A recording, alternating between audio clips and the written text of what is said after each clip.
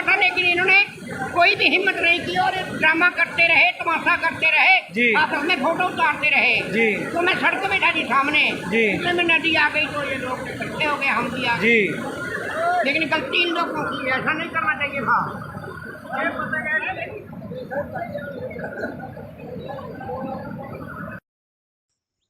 বন্ধুরা, প্রকৃতির যে কখন কি রূপ নেয় তা তোমরা এই ভিডিওটা দেখলেই বুঝতে পারবে।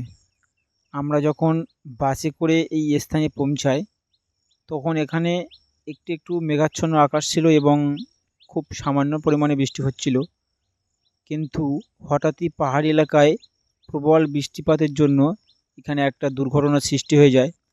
তোমরা ভিডিওটা সম্পূর্ণ দেখতে থাকো। তো আমাদেরকে এমন মনে হচ্ছিল যেন আমরা কাছে থেকেও ওনাদেরকে কোনো রকম সাহায্য করতে পারছিলাম না, কেননা ওখানে যাওয়ার মতো দুঃসাহস কারও ছিল না, আর আমাদের কাছে উপযুক্ত ব্যবস্থাও ছিল না, কেননা আমরা সবাই ওখানে ঘুরতে গেছিলাম এবং ওই যে পরিবারের মানুষগুলো ওনারাও ঘুরতে গিয়েছিল। তো ওনারা একটা সেলফি ওখানে নিচ্ছিলেন। তো সেলফি নেওয়ার সময় তখনও কিন্তু ঝর্নার জল আসছিল না, খুব সামান্যই আসছিল।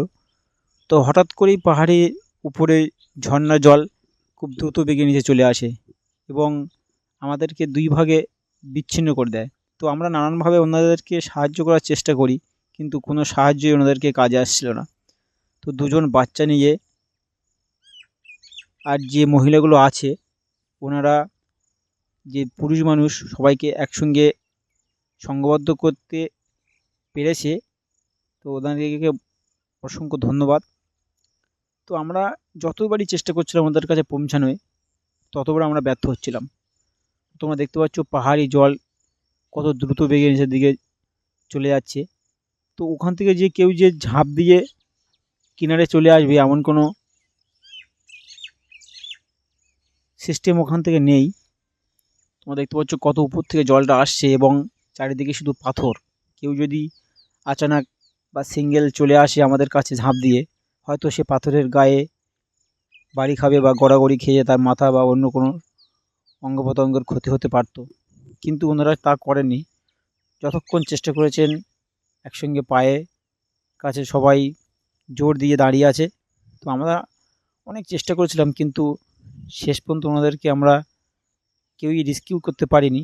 তো অবশেষে ঝর্নার জল আরও দ্রুত চলে আসার কারণে ওনাদের বাচ্চাগুলো খুব কাঁদছিল এবং ভীত হয়ে যাচ্ছিল। মহিলারা তো খুব ব্যতিব্যস্ত হয়ে পড়ছিল এবং পুরুষ মানুষরা ওদেরকে সান্ত্বনা দিচ্ছিল, আমরা দেখতে পাচ্ছিলাম। তো আমাদের মধ্যে অনেকেই তাদের নিজের জামা প্যান্ট জয়েন করে ওনাদেরকে সাহায্য করার জন্য চেষ্টা করছিল, কিন্তু ওনাদেরকে তবুও আমরা সাহায্য করতে পারিনি। তো অবশেষে বন্ধুরা তোমরা ভিডিওটা দেখতে থাকো।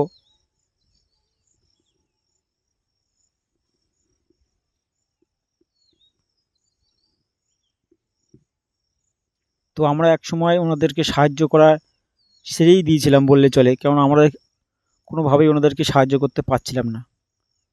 তো আমাদের মধ্যে থেকে একজন কাকে যেন ফোন করলো বাইরে, সে আমাদেরকে মনে হলো যেন ট্যুরিস্ট গাইড বলে মনে হলো। সে ফোন করে কাউকে সাহায্যের জন্য জানালো এবং তারা আসবে বলে আশ্বাস দিল, এমনটা জানা গেল।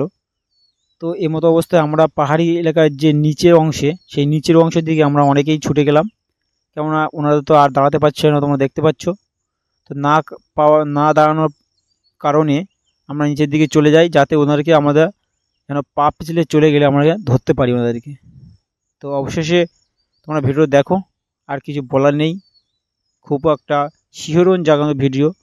তোমরা যদি কেউ ওই স্থানে থাকতে তবে তোমরা বুঝতে পারতে। দেখো ওই মেয়েটা তাদের থেকে ছাড়িয়ে গেল এবং আমাদের কয়েকজন পর্যটক বন্ধু তাদেরকে রেস্কিউ করার জন্য নিচের দিকে গেছে, কিন্তু শেষ পর্যন্ত তাদের রেস্কিউ করতে পারিনি। 5 জনকে আমরা রেস্কিউ করতে পেরেছিলাম, আর বাকি 2 জনকে আমরা রেস্কিউ করতে পারিনি। তো সম্পূর্ণ ভিডিও তোমরা দেখতে থাকো।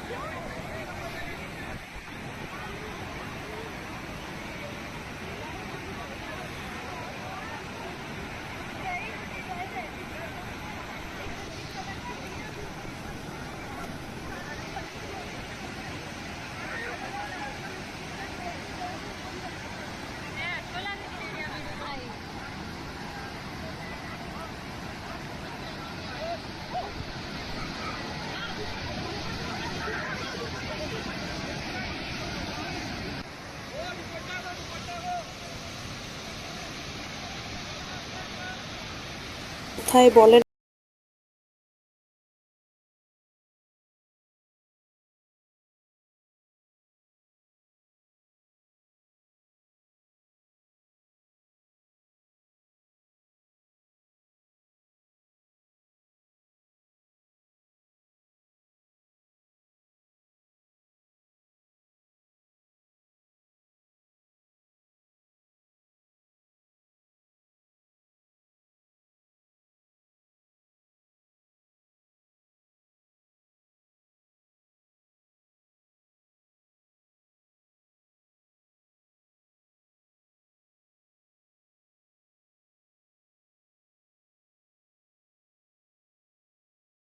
मैंने बहुत टाइम पहले देख लिया था, मैं वहाँ खड़ा हुआ था जी। तो उसके बाद ये लोगों ने समझ नहीं पाया तो मैं नदी आ गई, बिल्कुल नदी खाली थी पूरी नदी जी। मैं वहाँ रुका हुआ था, लेकिन इन्होंने कोई भी हिम्मत नहीं की और ड्रामा करते रहे, तमाशा करते रहे जी। आपस में फोटो उतारते रहे जी। तो मैं सड़क पे बैठा जी सामने जी। इतने में नदी आ गई तो ये लोग इकट्ठे हो गए, हम भी आ गए। जी। लेकिन गलती इन लोगों की है, ऐसा नहीं करना चाहिए था।